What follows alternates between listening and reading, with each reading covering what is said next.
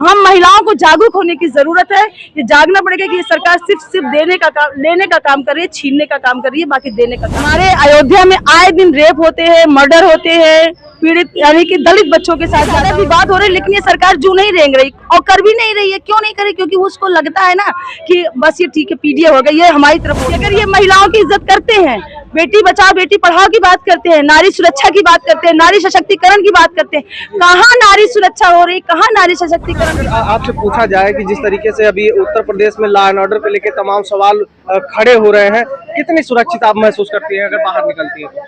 बिल्कुल नहीं, बिल्कुल भी नहीं है। हम लोग 40+ हैं, फिर भी हम लोग सुरक्षित नहीं महसूस करते हैं।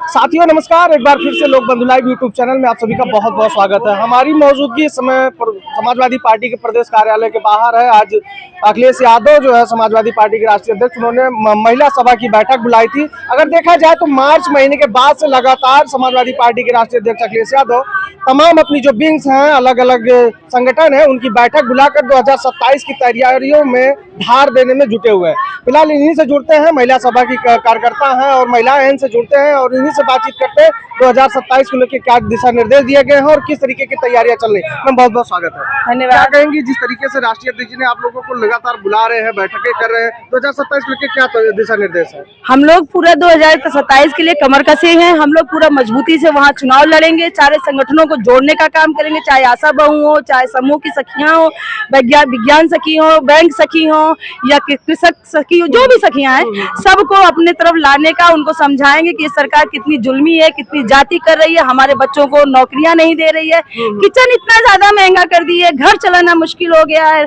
सड़कों पर आए दिन रेप होते हैं, बच्चियों की जिंदगी खतरे में पड़ गई है। तो ये अगर हम लोग आज नहीं समझेंगे, इनको अगर आज उखाड़ कर नहीं फेंकेंगे तो शायद हम लोग बहुत कुछ खो देंगे, क्योंकि ये सरकार नहीं चाहती है कि हम लोग खड़े रहें। जिस तरह से ये सरकार 27,000 स्कूलों को मर्ज करने का काम कर रही है, जिस तरह से ये सरकार बैक पेपर और वो स्कूटनी का फॉर्म जो डालने वाले स्टूडेंट को नौकरी छीनने का काम कर रही है, साबित करती है सरकार नौकरी दे नहीं सकती है, लेकिन नौकरी छीनने का काम कर रही है। तो ये अब हम महिलाओं को जागरूक होने की जरूरत है। ये जागना पड़ेगा कि ये सरकार सिर्फ लेने का काम कर रही है, छीनने का काम कर रही है, बाकी देने का काम नहीं कर रही है। अच्छा, आप अयोध्या से संबंधित हैं और अयोध्या की महिला सभा की अध्यक्ष हैं। अयोध्या में क्या स्थिति है? महिलाओं की सुरक्षा की बात की जाए या पूरे उत्तर प्रदेश में क्या स्थिति है? हमारे अयोध्या में आए दिन रेप होते हैं, मर्डर होते हैं, पीड़ित यानी कि दलित बच्चों के साथ ज्यादा होते हैं, जो पीडीए है उनके साथ ज्यादा होता है। लेकिन कहीं ना कहीं हमें लगता है योगी बाबा के कान में जू नहीं रेंग रही है, तभी उनका बुलडोजर नहीं चल रहा। नहीं तो अगर पीडीए का किसी व्यक्ति के यहाँ होता तो उनका बुलडोजर चल जाता। तो हमारे जो अयोध्या की स्थिति है बहुत खराब है, और वो खराबी की वजह से ही इनको मुंहतोड़ जवाब दिया लल्लू सिंह को हरवा के। जो हमारे सांसद जीते वो एक जवाब है, जनता का एक थप्पड़ है गाल पर पड़ा है मोदी के और योगी के डबल इंजन सरकार। लेकिन अगर अब भी ये सरकार नहीं समझती है तो आने वाले समय में ये सरकार सिर्फ और सिर्फ मिट्टी में मिलने का काम करेगी और कुछ नहीं होगा। अच्छा, एक सवाल और हम करेंगे। अभी अगर देखा जाए 24 मई से लेकर 10 जून तक, मतलब इन 16 दिनों में लगभग 6 से 7 हत्याएं अयोध्या जनपद में जमीनी विवाद को लेके हुई है, क्या कहेंगे? तो वही तो हम कह रहे हैं कि इतने ज्यादा विवाद हो रहे हैं, लेकिन ये सरकार जो नहीं रेंग रही और कर भी नहीं रही है। क्यों नहीं करे? क्योंकि उसको लगता है ना कि बस ये ठीक है, पीडीए हो गई, ये हमारी तरफ वोट हो रहा है। लेकिन ये सरकार को चाहिए न्याय निष्पक्ष करना चाहिए। अगर आप जो है बुलडोजर चलाने का काम कर रहे तो ये ऐसा करिए कि सबको न्याय मिले। ये सरकार केवल और केवल छीनने का काम कर रही है, बाकी ये सरकार कोई काम नहीं कर रही है। हम आपके चैनल से माध्यम से कहते हैं कि अगर ये महिलाओं की इज्जत करते हैं, बेटी बचाओ बेटी पढ़ाओ की बात करते हैं, नारी सुरक्षा की बात करते हैं, नारी सशक्तिकरण की बात करते हैं, कहाँ नारी सुरक्षा हो रही, कहाँ नारी सशक्तिकरण की बात करती? कहते हैं बेटी पढ़ाओ बेटी बचाओ। जब बेटियां जाएंगी स्कूल, 27,000 आप स्कूल मर्ज कर दे रहे हो, बेटियां दूर दूर जाएंगी, उनके साथ रेप होगा, कौन जिम्मेदार होगा? अगर आप इतना ही देश का हित सोचते हो तो ये सब काम बंद करके आप शिक्षा पर ध्यान दो, आप सुरक्षा पर ध्यान दो, आप व्यवस्था पर ध्यान दो, दवाई पर ध्यान दो। आप जाके देखिए निजी हॉस्पिटल फैजाबाद का जो अस्पताल है, वहाँ सरकारी दवाइयों का ब्लैकमेलिंग चल रहा है। ब्लड जो हम लोग डोनेट करते हैं, ब्लडों को, खून को भी आप ब्लैकमेल कर रहे हैं, ब्लैक में बेच रहे हैं। तो ये सरकार इस तरह से काम करेगी?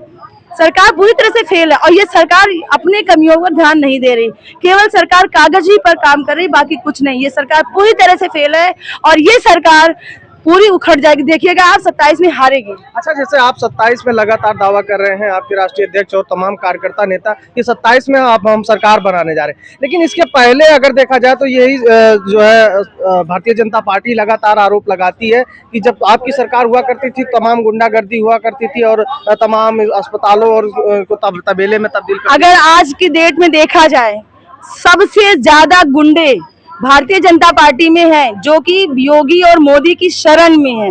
अगर इस शरण में नहीं है तो उनका भी इनकाउंटर करके दिखा दे, या ब्रजभूषण के खिलाफ बोल दे, या राजा भैया के खिलाफ बोल दे, या किसी मतलब बड़े बड़े नेताओं के खिलाफ बोलकर उनके यहाँ बुलडोजर चलाकर दिखा दे तो मैं समझूं। मतलब और आपका कहना है कि जो अब जितने जो अपराधी थे या माफिया थे वो भारतीय जनता पार्टी बिल्कुल आज उनकी शरण में है, तभी तो इतना गुंडा चल रहा है। और अगर ये सच में हित सोचते हैं तो अपनी पार्टी में 2027 में आधा टिकट महिलाओं को दे देंगे, तब ये समझ लेना कि महिलाओं का हित करते हैं, वरना नहीं। अच्छा, हम आपके पास आते हैं, क्या कहेंगे जिस तरीके से तमाम महिलाओं पे अत्याचार बढ़े हैं उत्तर प्रदेश में, कैसा क्या लगता है आपको?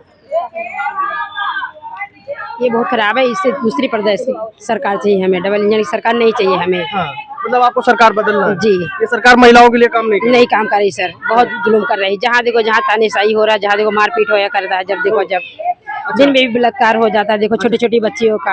आप क्या कहेंगे जिस तरीके से महिलाओं के ऊपर अत्याचार बढ़ा है और छोटी छोटी बच्चियों के साथ कहीं न कहीं दुष्कर्म घटनाएं हो रही हैं, क्या कहेंगे? तो इसके खिलाफ तो कोई एक्शन लेती नहीं है बीजेपी सरकार। इसके लिए महिलाओं की इज्जत करना सबसे ज्यादा जरूरी है, इसलिए सरकार को बदलना भी बहुत जरूरी है। कोई भी काम नहीं कर सकती सरकार ठीक ढंग से, इसे हम लोगों ने सोच लिया है कि 2027 में सपा सरकार लाएंगे। अच्छा, जैसे अभी पिछले उपचुनाव में लगातार जो योगी आदित्यनाथ जी तमाम मंचों से उन्होंने कहा कि देख सपाई बिटिया घबराई, क्या मानते हैं आप लोग, सही कह रहे हैं या गलत कह रहे हैं? तो गलत ही कह रहे हैं, ऑलरेडी गलत कहते हैं।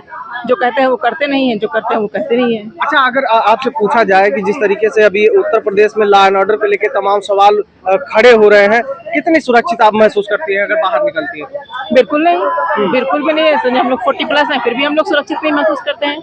तो बच्चियों के बारे में क्या कह रहे हैं? मतलब कहीं ना कहीं समस्या है। समस्या तो कहीं ना कहीं क्या हर समय समस्या है। तो इसका 2027 में कुछ असर दिखेगा महिलाओं? कुछ तो दिखेगा ही, कुछ क्या बहुत कुछ दिखेगा। जब सरकार बदलेगी तो असर दिखेगा, और सरकार बदलेगी जरूर। अच्छा, कहाँ की रहने वाली हैं? अयोध्या से हम लोग हैं। आप अयोध्या से? कौन सी तहसील क्षेत्र लगती है, कौन सी विधानसभा क्षेत्र? हम लोग अयोध्या विधानसभा। अयोध्या विधानसभा से। वहाँ पे क्या स्थिति है महिलाओं की, बाहर निकलती हैं वो, वहाँ तो शहर है, लोग टहलते घूमते रहते हैं? बिल्कुल नहीं, बिल्कुल स्थिति ठीक नहीं है, स्थिति सही नहीं है। आए दिन कुछ ना कुछ सुनाई पड़ता है कांड। लेकिन बात तो ये हो रही है उत्तर प्रदेश में जो राम राज्य की बात होती है, अयोध्या से निकला। हाँ, राम राज से देखिए ध्यान है, मंदिर तो बनवा दिया, लेकिन उसके बाद फिर भी क्यों हार गए? अयोध्या से क्यों हारे? उनकी पूरी की पूरी कमी है ना। उन्होंने इतना पैसा खर्च किया, इतना इन्वेस्टमेंट किया, इतने वहाँ श्रद्धालु आते हैं, उसके बाद भी वो फेल है वहाँ पर, क्यों? वो तो कहते हैं तो जानती है ना, तभी तो प्रमाण हो गया, वो तो प्रसाद जीत गए। वो तो कहते हैं योगी के तो लिए सवाल ले लीजिए, वो तो कहते हैं कि आप लोगों ने 8500 का खटाखट नारा दिया था और उसी में जनता बहक गई आप लोगों को।